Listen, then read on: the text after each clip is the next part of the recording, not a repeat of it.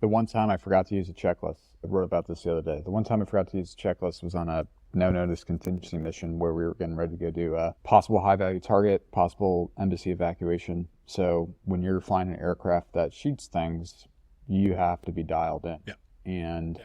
so we're rushing. I hadn't really slept very much because we had just showed up. And I didn't use a checklist when I was mounting we have a 30 millimeter cannon on aircraft. That thing cuts through inches of steel. And when I'm mounting and I'm usually using a checklist, well, in my haste and in my sort of delirious state, I didn't use the checklist.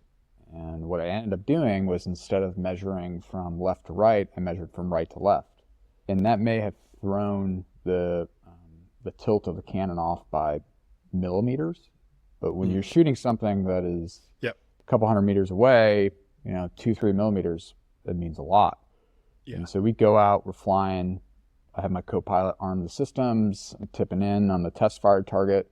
I start shooting. I don't see the rounds hitting. The weapon is shooting, but I don't see the rounds hitting because when I had measured from right to left instead of left to right, now my rounds were skewed out of my sight picture. They were still hitting the ground, but I had no reference point.